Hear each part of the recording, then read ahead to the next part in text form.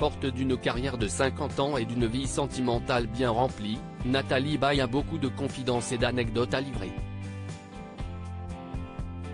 Le journal du dimanche les recueille depuis quelques semaines et elles se poursuivent ce dimanche 6 août. Cette semaine, il n'a pas seulement été question des multiples troubles dont souffre la célèbre actrice française de 74 ans, et qui perturbent son quotidien, mais aussi des différents lieux où elle a vécu.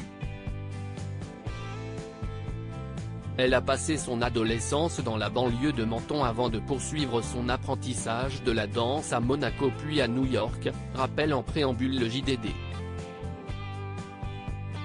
Mais si est en Bretagne, dans le sud du Finistère, que Nathalie Baye, fillette, a ses plus beaux souvenirs. Une région qui a gardé une place toute particulière dans son cœur.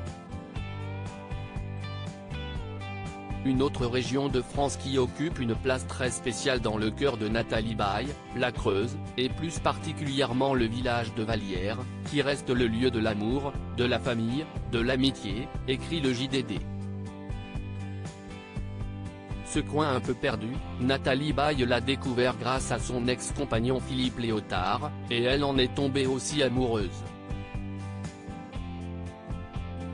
Elle y vivra 35 ans, embellissant sa maison au fur et à mesure de ses cachets et lui donnant de plus en plus vie avec une vie de famille.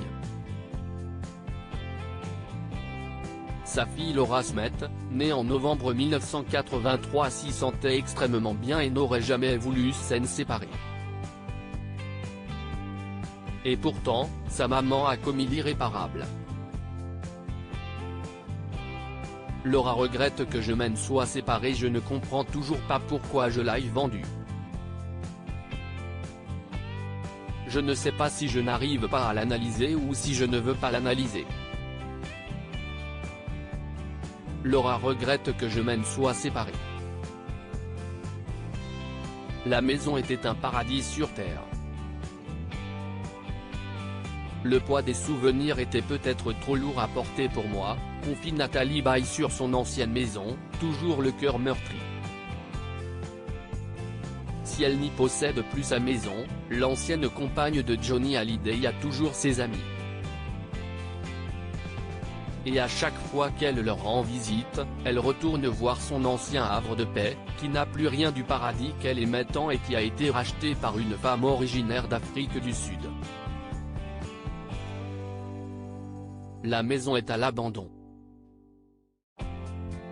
Une douleur pour Nathalie Baye.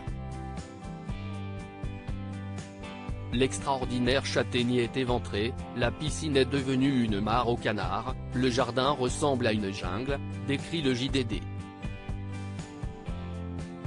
De quoi faire regretter encore un peu plus son choix d'avoir vendu à la maman de Laura Smet.